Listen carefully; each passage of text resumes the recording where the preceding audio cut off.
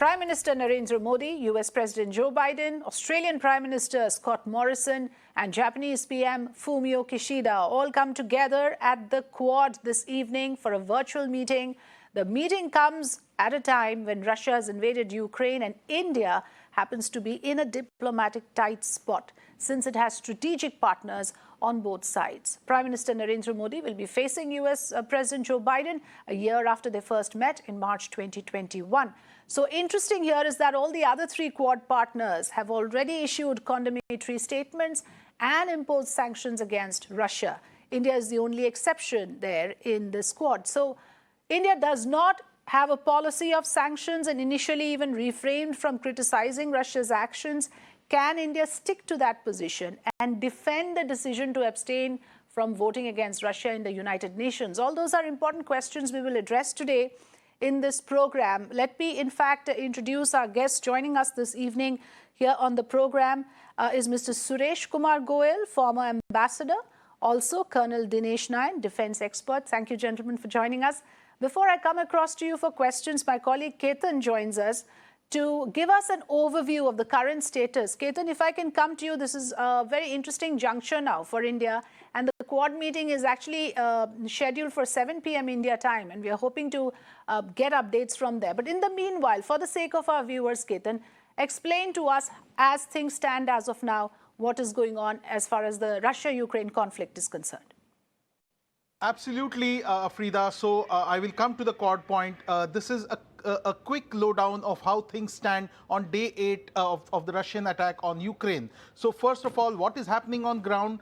The Russian forces have claimed that they have captured a strategic port city called Kherson. It is along the Black Sea, and as you know, this war is also about control over the Black Sea because it's so crucial for the oil traffic of Russia to other important nations. And it's one of the main first Ukrainian cities. Reports have emerged that the city center has fallen to the Russians, with the Russian Defense Ministry saying that its military has taken full control of Kherson. Ukraine has still not either accepted or denied this claim. Then second is about Indian evacuation plans. And this is something that is grabbing headlines all over India.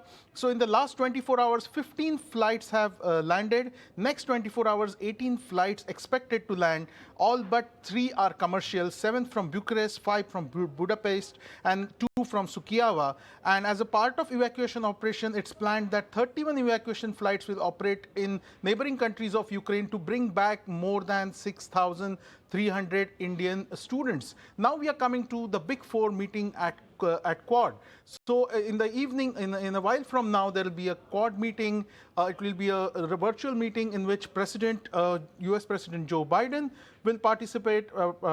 PM Modi will participate along with PM of Japan, Kishida, and Australian PM Scott Morrison. So these are the 3 partners are situated around Pacific Sea, and even US has stakes there. So this is a coalition of these 4 very important countries. So it will be interesting whether India would assert its friendship with Russia or condemn its action currently in Ukraine in the Quad meeting. Then another big takeaway, of course, is the crude reality of oil prices. The Brent is, showing an unprecedented growth. In the last 7 years, it has exceeded $100 per barrel, and today the crude price touched $116.79 per barrel as sanctions continued to impact the global oil market without Russian oil supplies. So here is capturing the day 8 of the Russian attack on Ukraine. Afrida? Okay, yes, thank you so much, Ketan, for giving us that backdrop, and that puts things in perspective for us. I want to come across to you first, Ambassador Goel. The Indian government's top priority, as we understand right now, is evacuation of the Indian citizens who are stuck there, Indian nationals who are stranded. But you know, correct me if I'm wrong, there has been a subtle shift in the recent statements at the UN, at least in terms of when India calls for respecting the sovereignty and territorial integrity of states. Yet India has abstained from voting against Russia at the UN. Now, my question to you is, what should be India's position ideally from here on? The foreign minister of Russia has even warned of a World War III. As per cold calculations of national interest, how should India position itself? That's a very tough question. First of all, as you know, the diplomats don't like to talk straight off the bat. They are used to talk in the gray areas. You want a straight answer, and that's a very difficult thing for a diplomat to do. I I will try. understand. And, but I also want to make one thing very clear that I will not talk on the defense matters here. You have Colonel the nation and here who will talk about the matters. I will stick to the strategic and political issues. Now, coming to the issue of what position should India take, you see, ultimately, all said and done, you have charter, you have sovereignty, respect for territorial integrity, and all that. But eventually, every country works in respect of their own national interests. Now, what is our national interest here? We have several issues in terms of the areas. First of all, we have students who are stuck in Ukraine. We need to get them out. How do we get them out? Ukrainians are not cooperating simply because for them the priority is to get the Ukrainian nationals out of the war zone to wherever they can go.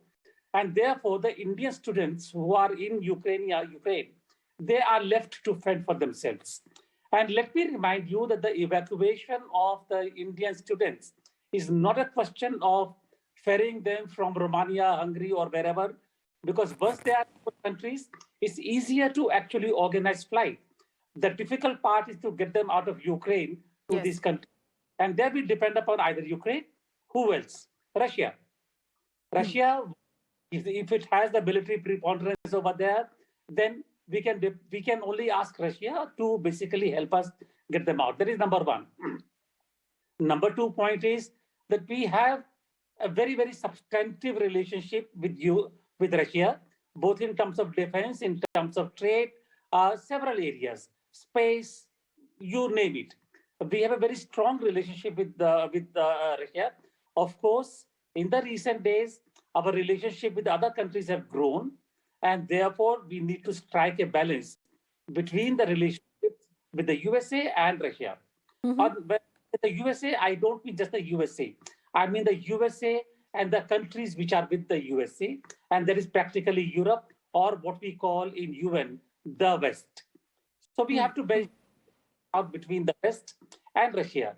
And I think considering that we have to balance out between the two to Yes. adopt a position not taking anybody's side is the best position. However, there is a caveat, and I'm going to say it here on your platform, and I've not said it anywhere else so far.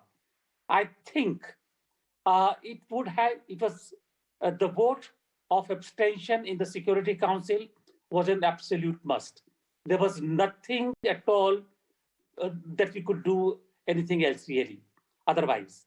However, I think in the General Assembly and in the Human Rights Commission, we could have considered a slightly different approach rather than just abstention. Okay. There are places where a positive vote does not harm anybody's interests. For example, like in the UNGA, voting yes would not have been that. We would of course have to explain to the Russian Federation, but that vote would not have done any strategic harm Okay. to the. Yes, that's a There- very interesting point you're making, Ambassador Goel. And, where necessary, we could have weighed our options a little bit more carefully when it came to voting.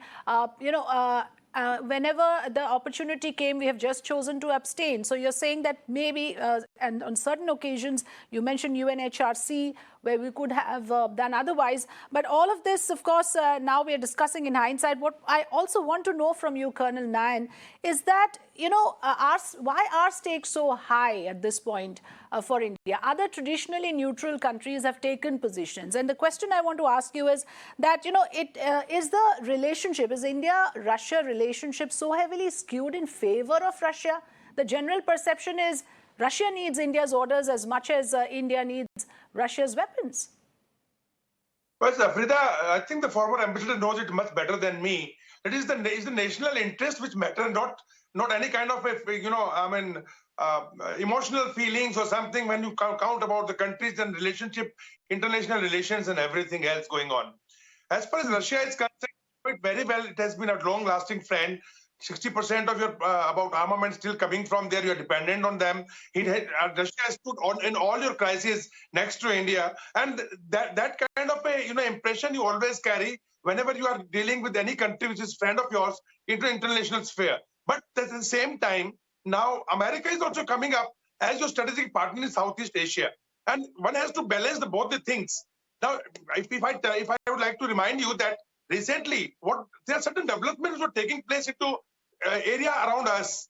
One was, yes, Russian President Putin visited China and confirmed that they will have limitless partnership, right? Number two, Imran Khan visited Moscow. Number three, there are some countries from Asia which have visited China and confirmed that they agree to one China policy.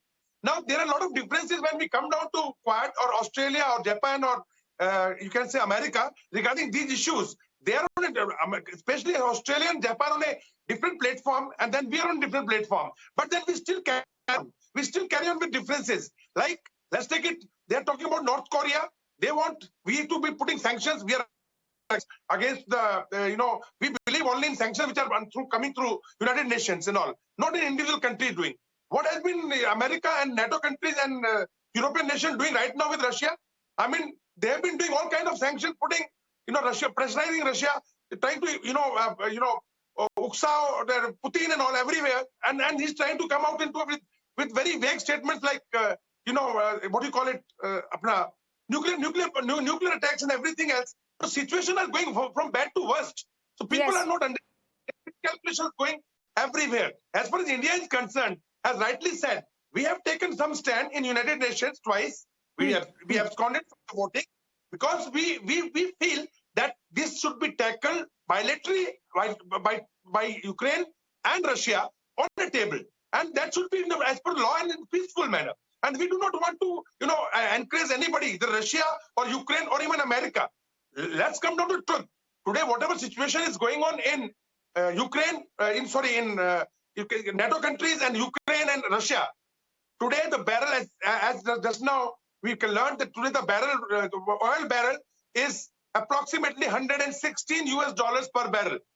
Now you can stop Nord 1, Nord 2, because that was still not sanctioned, and Russia had some point with Germany that they didn't want to start Nord East 2 pipeline, and Russia was having some objections. But coolly, Germany tried to say that they are putting it in, delaying this now project because of Russian action. But what is happening in Nord East 1? What is happening in that? Oil flow has increased. Russia is getting approximately $32 billion per day extra. America is making money from its reserves. Okay, so there are all these aspects. So, Ambassador Goel, in the end of it, in the larger picture, we all have lots to, enough to lose, enough and more to lose. If there is a third World War warning that is coming from the foreign minister, if there is a nuclear button that is being threatened with. So, in the sense that while we are busy doing our individual calculations, in the overall picture, isn't this going to be catastrophic if the war does not come to an end and a resolution worked out? Do you believe this can be done militarily, or do you think that diplomacy is the only way forward? And we are talking at a time where Russia-Ukraine talks, the second round is set to happen. As I said in the beginning, I'm going to leave the military matters to my co-panelist. I will not comment on that at all. I will talk about diplomacy only. Now, from what I understand, today the Foreign Minister Lavrov has said that the warnings about the nuclear war had come from NATO and Europe. It didn't come from him. My recollection is that the first time I heard about the Third World War becoming a nuclear war came from Lavrov. Yes. And in this case, I see that there is a bit of a detraction from Foreign Minister Lavrov on the matter of a nuclear war. Clearly, Russia doesn't want a nuclear war either. Yes. Yesterday also, I had said in some other discussion that basically when you talk about nuclear war, I have trust on the political leadership who know that any kind of a nuclear war will be the end of this earth. I don't think anybody wants it. Therefore, this was purely a posturing, indicating to Ukraine that any further rhetoric will only raise the costs, and the cost may not be limited to just Ukraine or Europe. Okay. So I think that's a good sign. Number two, I would say that what is happening in Ukraine is not just Ukraine or Russia. What is happening in Ukraine is a very deep discomfort and unhappiness on part of Russia that the security architecture keeps on changing in Europe against Russia, and Russia cannot have a security situation which will be adverse to it. Okay, Therefore, Ambassador Goel, before I wind up, one last point from you. I want to know about the Quad, since I have to close the conversation. What do we expect from the Quad? What do we expect Prime Minister Modi to, how do we expect him to pitch ourselves in the Quad? you are asking me? Yes, Ambassador Goel, I'm asking you. What do we expect Prime Minister Modi to discuss in Quad? Yes. Quad is a kind of a coalition of four powers who all have deep interest in Indo-Pacific. And therefore, the expectation is that Quad would be centered on the Indo-Pacific areas, Indo-Pacific interest, rather than global interest. However, having said this, Quad has taken certain decisions which touch the entire globe, like the vaccine distribution and so on and so forth, dealing with the COVID. Therefore, my suspicion would be that the major point of discussion in Quad is going to be Ukraine. And Prime Minister Modi will be hard put to explain the Indian position on Ukraine. I'm sure that Prime Minister Modi, he is very, very articulate, and with the advice from the very, very deft ex-Foreign Minister, he will find a way out of it. But all said and done, this meeting will be a huge pressure on India. And if there is a statement at the end of it, we will need to wait and see how Indian predicament is reflected in the statement. Okay, I think we got both the perspectives, the defense and the military angle and the diplomacy angle from the two experts. Thank you very much, gentlemen, for joining us today. Okay, thank you very much, Abdi. Sorry, I had to scream, but I did want to put a point across which I couldn't. Okay, okay.